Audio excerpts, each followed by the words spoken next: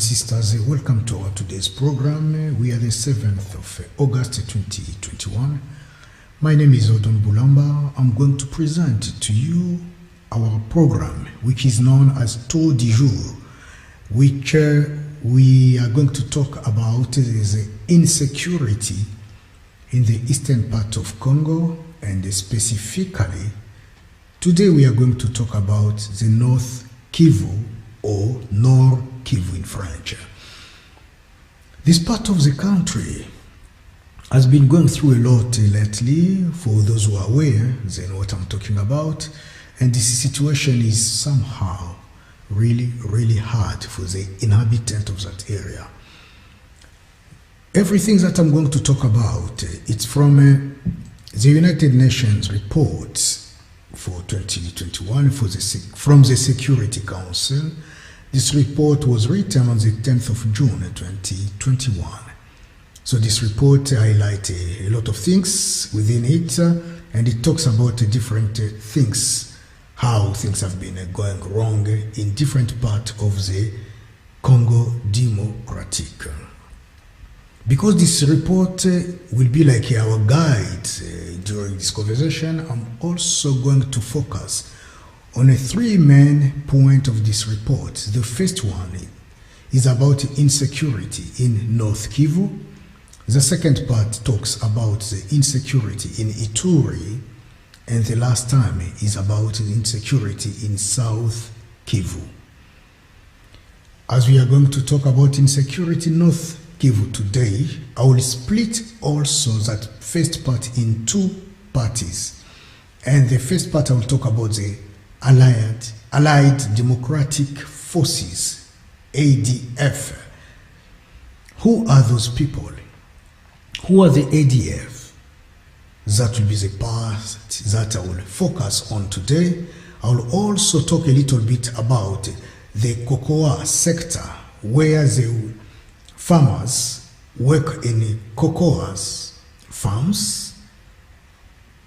However, that business of cocoa has made the country to become more and more a target for the rebels and for those who have been attacking our Democratic Republic of Congo somehow. And next time I'll talk to you also about the way that there have been an overthrow of the armed groups in Masisi, Ruchuru, Walikale, and Lubero. And I'll also talk about the way that food has been smuggled, and tantalum as well as tungsten. And finally we'll talk about the ambush of the assassination of some members of the diplomatic staff who visited the eastern part of Congo. That will be in the first part of this program. If today is your first time to watch us, I will invite you to subscribe on our channel. Don't hesitate to share with friends and colleagues this video, and finally click on like. Once again, thank you for the trust that you give to us. Let us start now with North Kivu, and let's talk about the Allied Democratic Forces. Who are they? Who are the ADF? From Beni territory to Irimu territory in Ituri province, there is a high level of violence and attacks against civilians by armed groups. Since the end of 2020, civilians, especially those who are cocoa farmers, and military personnel in the Rwenzori sector have experienced several attacks.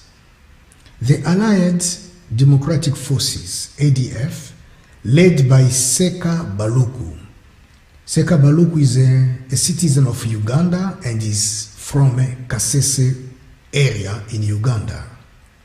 So the Allied Forces has been the main source of violence in the area. Despite the operations of the armed forces of the Democratic Republic of Congo and the effort of the MONUSCO, ADF has intensified recruitment. They master the terrain, meaning that they know the field, and they are also supported by some people. And we are going to talk about that support that they get through this program. They frequently use improvised explosives, which have been diminished the capabilities of the Congolese army. Let's think a little bit about sites and the leadership of the Allied Democratic Forces. The ADF operates in Beni territory. They are divided in two mobile groups, Rwenzori, around the road linking Mbao to Kamango, north of Beni and up to the south of Ituri, Irimu territory. ADF are also found around Mamove, Erengeti, Kainama. Kainama is where Seka Baluku is believed to be, in the southern part of Ituri. This mobility and fragmentation further increases the unpredictability of ADF movements and attacks, and expanded the area of the operations of the armed group. The lack of clarity as to the precise location of the ADF is also due to the activities of other armed actors in the region. The ADF base camp, which is known as Madina, where Baluku and other ADF chiefs live, was probably still on the border of Beni and Irimu territories, between Lese and Bango. Madina also sometimes is called Medina or TRAHIT Wahu Mujahideen, MTM, by the IDF, refers to the headquarters of the ADF regardless of where it is located. As I said, their camps move from one place to another one, time after time. Medina was established in 2008 and has been displaced at least 5 times due to Congolese army operations. Other camps are located in northern part of Mbao, Kamango Road. In Mamove, Mamove is around the Mayangose forest, and 2 other camps are around Mwalika in the area called as Domaine. Living conditions in the camp, as you may think, here we are talking about the ADF camps. So living conditions are extremely difficult. Given the high number of people to be fed in the camps, there is still a lack of food supply. As a result, the ADF spend most of the time collecting food outside camps. This was by direct order of Baluku, or through his deputy Lukwago Hood, also known as Pierrot. Let me highlight here that Pierrot is also from Uganda. He is a Ugandan citizen, aged about 65. However, a dissident faction of the ADF, composed of about 30 fighters, led by Muzaya, former military commander at the Mwalika camp, Benjamin Kisokeranio, close advice to Jamil Mukulu, and Hassan Nyanzi, son of Mukulu, has been active since 2019, mainly in Virunga National Park near the Semuliki River.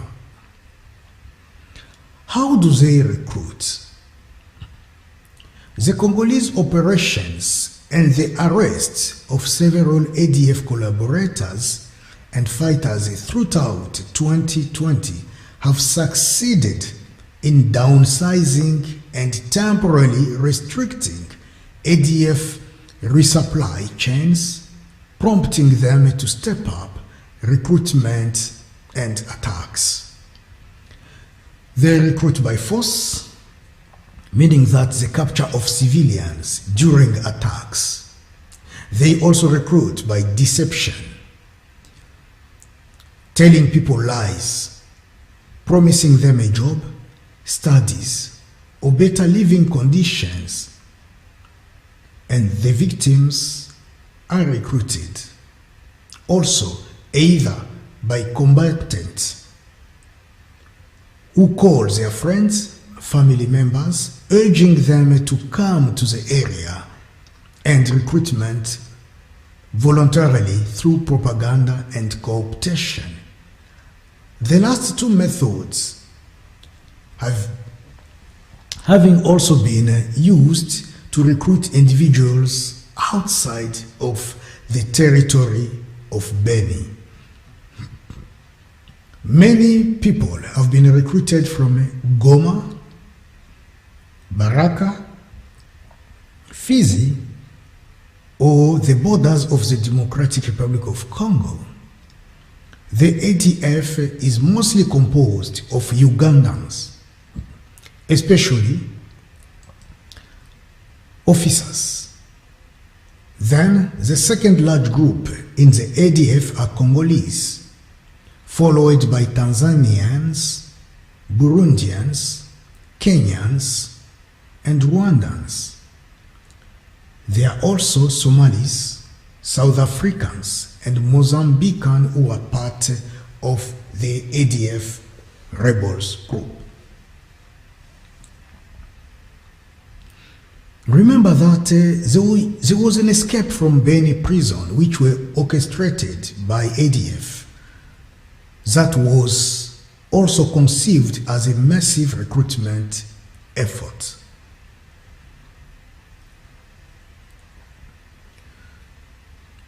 Weapons, improvised explosive devices, drones, and military trainings are part of styles, techniques, materials, or intelligence that is the ADF uses. Arms supplies and military training. Let's talk about that. ADF are equipped with AK-type assault rifles, PKM automatic weapons, RPG-7 grenade launchers and grenades, 60mm mortars, heavy machine guns, Motorola radios, and military uniforms. They also use machetes and knives in the killings, beheadings, and mutilations. In the ADF camps, weapons are stored in specific huts under the control of Kikute and Mzee Yakubu in Medina, and in Mwalika, Amigo is in charge. The main source of arms supplies were attacks on smaller Congolese army positions and soldiers. These attacks were carried out only if the need for resupply became urgent. Cross-border arms trafficking from Uganda also has been continuous. Weapon handling and combat or ambush techniques continues to be part of the basic training of the ADF recruits, as did the precepts of Islam, and most cited or named is Rafiki and Amisi Kasada, alias Mzee Wako or Kalume. They have been known as military instructors in Medina. Instructors in small camps such as Mwalika, where we know that Amigo is in charge. And sometime Amigo will send ADF recruits to Medina for advanced training. The usual duration of training, mainly between 10 and 30 recruits, ranged from 1 week to 3 months, depending on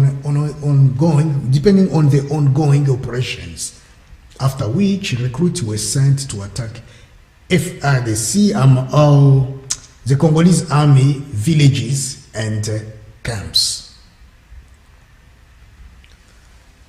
Let us talk about the manufacture and the use of improvised explosive devices and presence of surveillance drones in the area.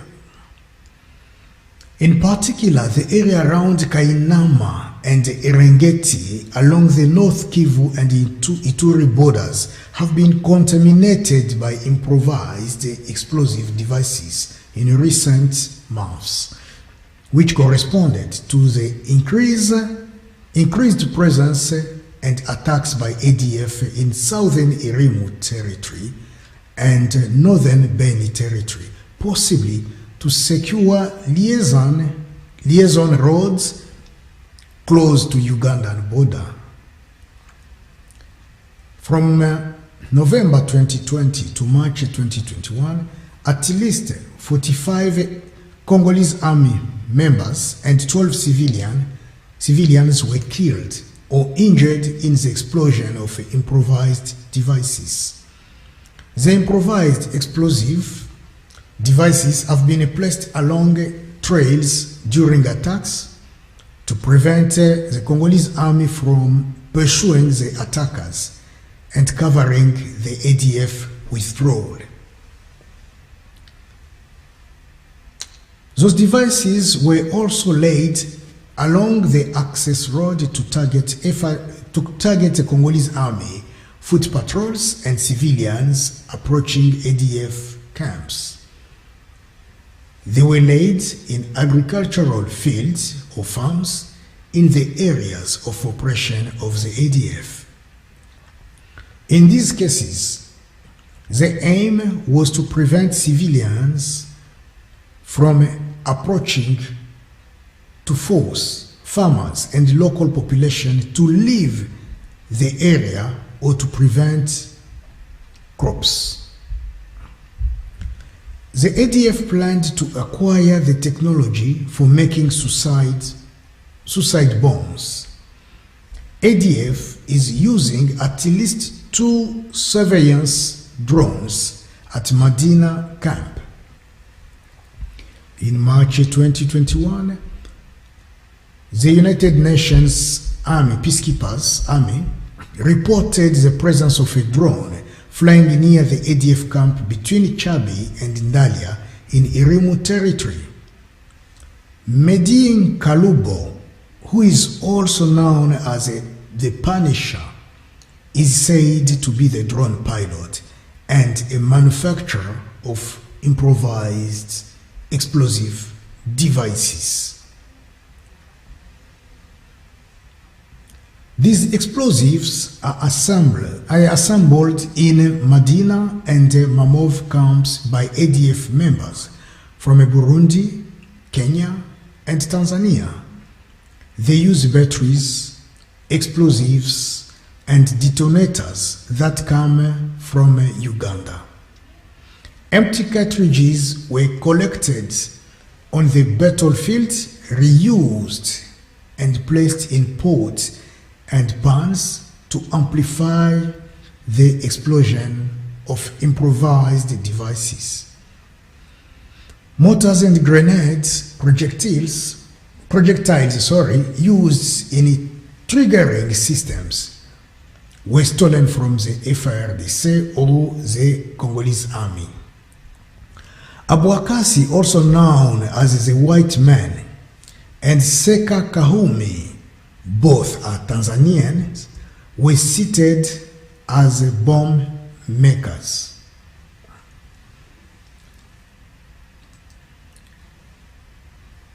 Let's talk about the attack on civilians in Rwenzori.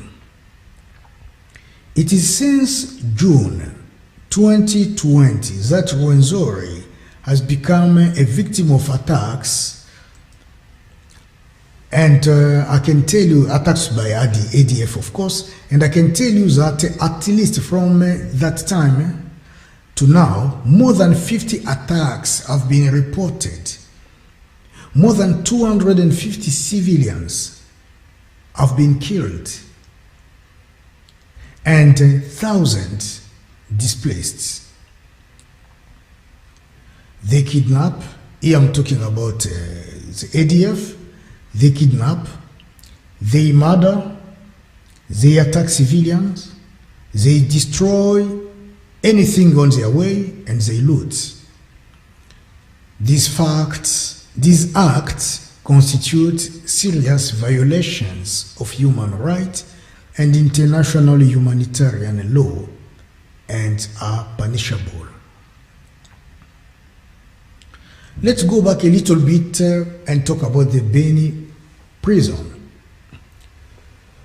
With the aim of freeing fighters and collaborators of the group and recruiting on a large scale, on 20 October 2020, an attack organized by Amigo and Mulalo on a Kambayi Beni prison caused the mass escape of more than 1,300 out of 1,455 detainees who were there.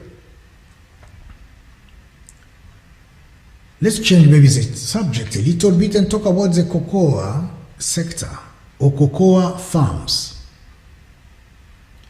Involvement of some members of the ADF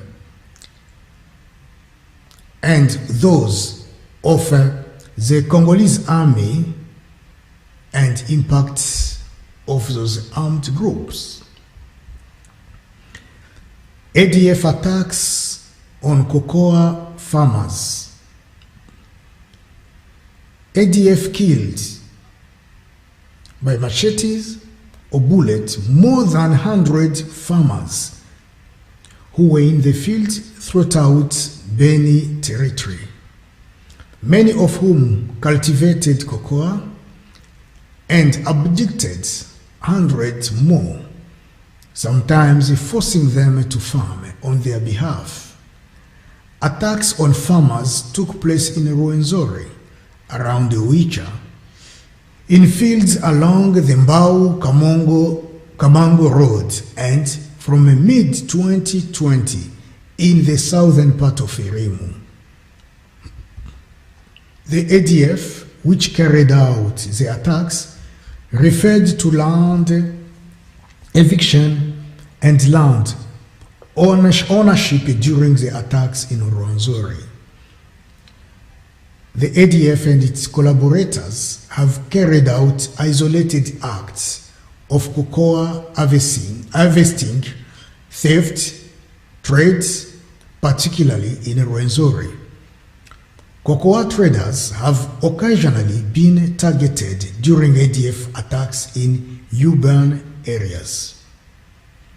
At least 4 traders were subjected to armed attack, threats, and abductions, and their premises were looted by unidentified armed assailants.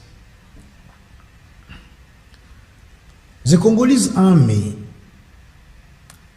cocoa harvesting and trades.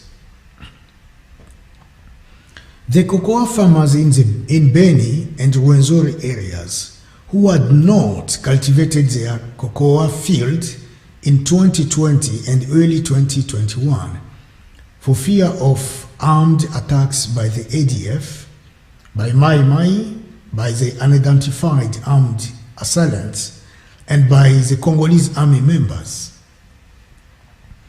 The majority of their cocoa has been harvested by the Congolese army members or unidentified youth in military or plain clothes, military uniforms.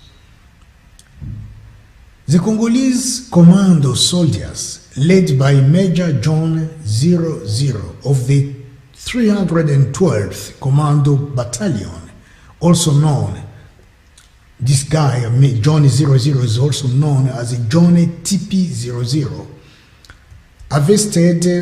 harvested cocoa in 2020 and 2021 in abandoned fields around Halungupa, Bulongo, and Mutuanga, sometimes assisted by civilians. In the Congolese army residence in Oicha, in their positions also in Mamiki and PK20, and also in the Halungupa Adventist Church, which the Congolese army has been using. Those areas have been classed as cocoa depot or cocoa stores, if you want. The Congolese army members and their spouses have become cocoa traders in Oicha, Bulongo, Halungupa, and Beni. They use motorcycle and taxi drivers to transport cocoa to commercial cities for resale, including Oicha, Nobili, and Bunia. A Congolese army spokesman stated that while the wives of Congolese soldiers could trade, the Congolese soldiers were not allowed to do so. Cocoa production, exports, and smuggling. The Congolese soldiers facilitated cross-border cocoa smuggling into Uganda in collusion with some Congolese border officials. For instance, Captain Kyumba of the Congolese Army 312th Commando Battalion operated in a store with a civilian to export cocoa from Halungapa. Trucks were transporting cocoa weekly on behalf of or accompanied by the Congolese army members on National Road Number 4 in 2020 and 2021. They also help smugglers to smuggle their cocoa into Uganda at night across the Lubiliha River for a payment of $750 by truck or per truck. Smuggled cocoa reached Intalia, Bwere, and Bundibugyo in Uganda, where traders affixed certificates of Ugandan origin, including for export purposes. In 2020, cocoa export from the Congo to global destinations totaled more than 47.5 tons, just under 34.5 tons, which were exported by Kasindi. Kasindi is in Beni territory, of which 10% was officially exported to Uganda. Kasindi is a border of Uganda and Congo around Beni. Let us talk about the trafficking of ammunition by the members of the Congolese Army and the Congolese Institute for Nature Conservation in Beni territory. On March 13 this year, at the residence of one of the captain of the Congolese Army, known as Zine Boda of the 32nd Rapid Reaction Brigade in Mambango, We are in the southern part of Beni town. 83 boxes of ammunition and a bag containing various ammunition for PKM, automatic weapons, and AK-type assault rifle were seized, which had been trafficked between some Congolese army members and eco guards of the Congolese Institute for Nature Conservation in Garamba National Park. The ammunition was seized by the Congolese military justice system, which arrested 5 Congolese officers, army officers, and 3 soldiers, 4 eco guards, and 1 civilian for the sale and trafficking of war ammunition. Note that a box of the ammunition cost between 55 and 60 USA dollars. In 2018 and 2019, ammunition was purchased from the Congolese Army unit based in Nyaleke, eastern part of the town of Beni. The administration of the Garamba National Park explained that informal purchases of ammunition had been a regular practice in the past, as official requests were not honored by the competent authorities. This is what I wanted to talk to you. This is the first part of this situation of insecurity in South Kivu. And the next time, we will continue talking about clashes and the overthrow of the alliance of armed groups in Masisi, Ruchuru, southern Lubero, as well as Walikale territories. Once again, thank you very much for watching us. Thank you for taking your time to be with us. If today is your first time to watch our program, please don't forget to subscribe. If you haven't subscribed yet, share our videos with friends and colleagues and family members. And also,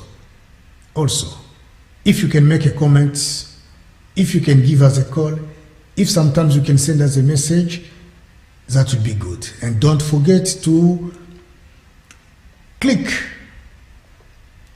on the bell so that whenever we are live, you can watch us also live. Thank you very much for your attention. Thank you for choosing Congo. Thank you for choosing us. Thank you for loving us. I will go up now and stop this program of ours at this point. Our Congo will continue to be one and won't be divided. Bring your contribution. I'll bring also my little contribution. And if we put them together, we will be winners. May God bless our country. May God bless you. Thank you and see you next time. Goodbye for now.